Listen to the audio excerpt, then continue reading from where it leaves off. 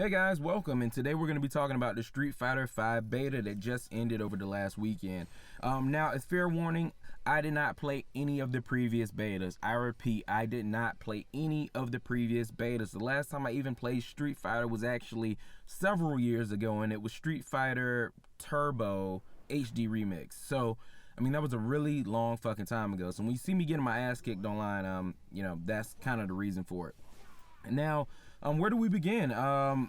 Let me say that out of any game I've ever played online, any fighting game, Guilty Gear, Mortal Kombat, Marvel vs. Capcom, this game by far has the best netcode ever. It is great. I mean, the online matches feel just as smooth. It feels like someone's sitting right next to you. Now, there's a couple of things I wanted to discuss about the beta.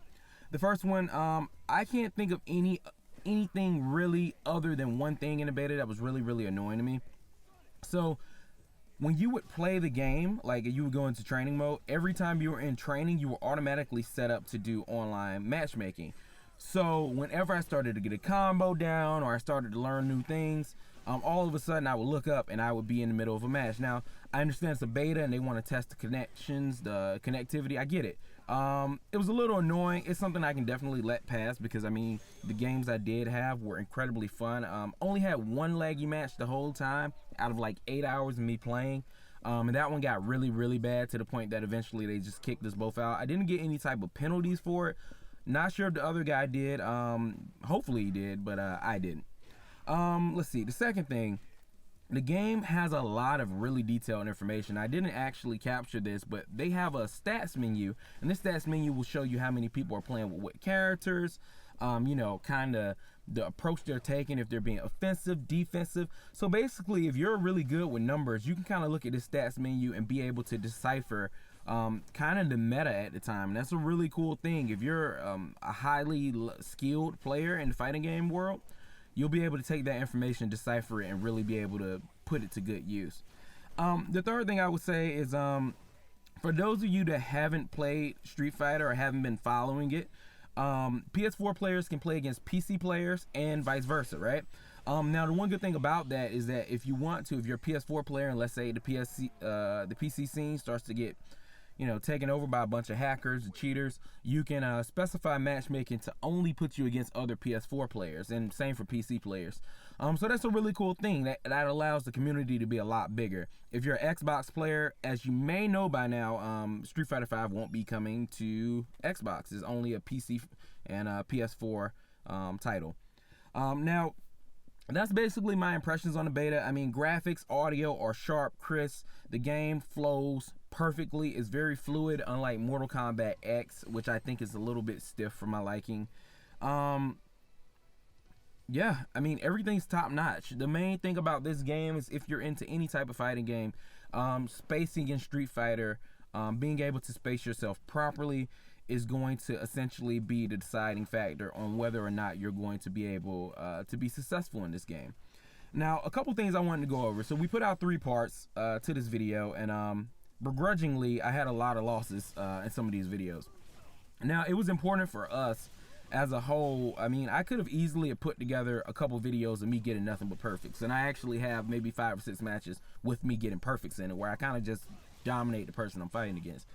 I could have easily put those in here, but I don't feel like that's a fair thing to expect. I don't think anyone should expect that the moment they get a game, they jump online with it, that they're getting perfects. That's unrealistic, and I don't want you guys to have that perspective. And I really don't think highly of people who do that. Like, you're not going to win every match. You just have to accept that and kind of comes to terms with it. So what I want to do is, obviously, if you've seen this video is basically recapping part 3 of the 3-part series that we just put up. If you haven't seen it, I'll make sure to link back to it in the description.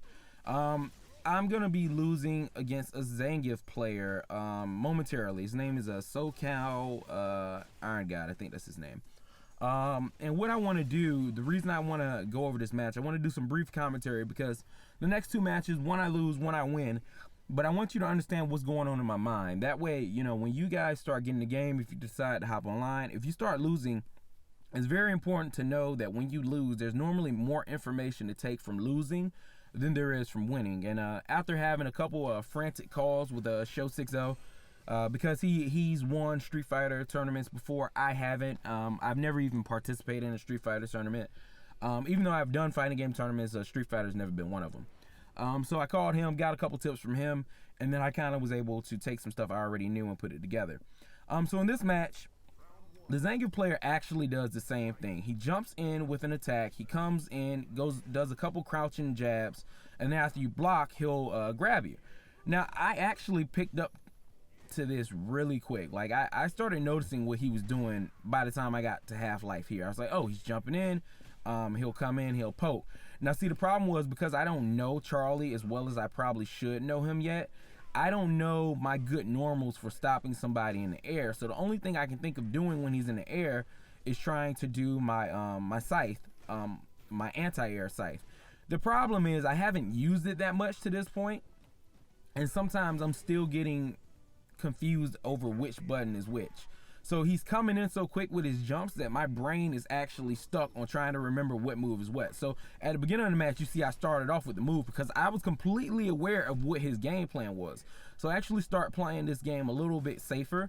But the problem is I still don't understand the range that Zangief has with his jumping, like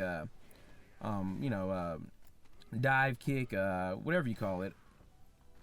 And I can't think of it. But anyway, his drop kick. There we go.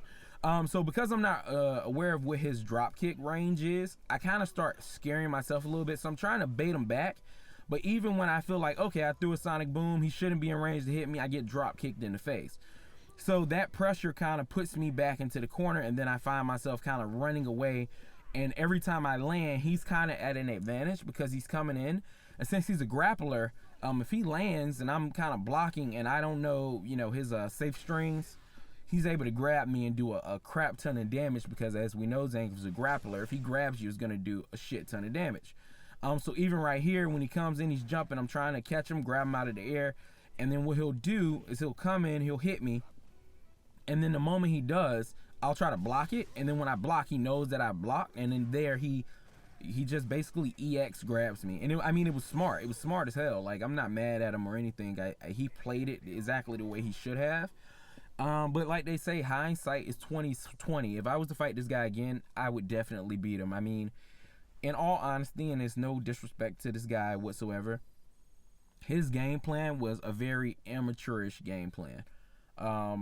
That type of game plan won't get you far at all. And it was so basic that, like I said, I could completely see through it after the end of the first match. Before the first match even ended, the first round, I should say. But because I wasn't familiar with my character and the spacing and the matchup, I mean, I know a little bit about Street Fighter, so I know that Zangief is a grappler. I kind of knew that he had a, kind of like a air drop kick. But because I don't play Street Fighter, like I said, I'm not familiar with the range on it. So as I start to play the game more and more, things like that just simply won't happen. So what do? I don't get upset about it. I go back into training mode and I start practicing what I know. So I get into training mode and I start doing a couple combos, getting myself a little more familiar, and just basically trying to get myself in a place where I'm more comfortable with the character. I'm not really more so concerned with what my opponents are doing at this point in the game. Everybody at the start of a fighting game, they're all trying to learn their characters. So me stressing myself out over, a failed match isn't going to help me improve. What I need to do is I need to learn my character in and out. And then when I find myself in those situations, I'll be able to essentially adapt and be able to capitalize off my opponent's lack of diversity. In that case, when I fought Zangief, he had no diversity whatsoever. He jumped in with an attack, he landed, did a couple crouching jabs, went into a grab. That was his whole game plan. That's a very easily countered game plan once you know your character. So now we fight Cammy. Now, like a lot of you guys might do, when I get online, I get in, I look at the person's rank, and I go, oh shit, look at their rank. They're ranked higher than me, and that really motivates me. That actually makes me play better a lot of the times. So here I throw a couple of sonic booms, just kind of trying to get a feel for Cammy. I know some things about Cammy. I played against her a couple times by this point, but I don't really know all her stuff. Like, I don't know everything she can do. So I know she has like the Cammy drill, which I think is her low attack that comes across the screen. And then when she did that and she started going through my fireballs, I'm like, oh shit, she can go through fireballs. Like, I didn't fucking know. So at this time, I still don't know if that only goes through projectiles or if it's just invincible the whole time she's spinning. So that's something that once the game comes out, I'll actually be practicing. So I try to do a couple moonsaults. She catches it, and I start noticing that Cammy's actually staying her distance, or this particular player, Moody Shuffle, is keeping his distance when I'm throwing fireballs. And then after I do a couple successive fireballs, he would do the move that would kind of spin him through one and try to come in to attack me. So I picked that up really quickly. So as I start to play, what you'll notice is I'll actually start to throw fireballs on purpose to get him to kind of bait out doing the move. So here's my second one, and I kind of wait. I didn't throw another one. I was completely waiting for her to try to jump through. So I was like, oh, okay, yeah, I'm definitely right. After the second one, he's had time to adapt. And then on the second one, I'll just be waiting for it. Now, I try to switch it up a bit, not to be as predictable as I have been doing. So I kind of hold off on the fireballs for a moment, and I just try to engage and see just how good Cammy's game is up close. Because what you notice is that if you're ever fighting an opponent and they like to hold the back of the screen, that's where they're comfortable. You never want somebody comfortable. Now there, I actually did my critical art early, and it was essentially, it was dumb, but the whole point of me doing it at that time was I was thinking, my thought behind it was, this guy likes to come in with his spike. He likes to do the anti-air a lot.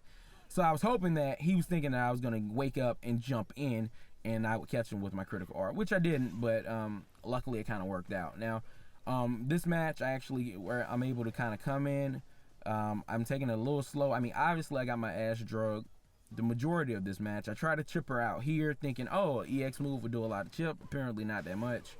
And luckily I'm able to catch her with the crutch counter, which gets me the match. Or the round. So we get into the last round. I was not expecting that at all. Didn't know she could really do it like that. I jump in, get the grab. Now, once I get the grab, you can tell that I got into his head.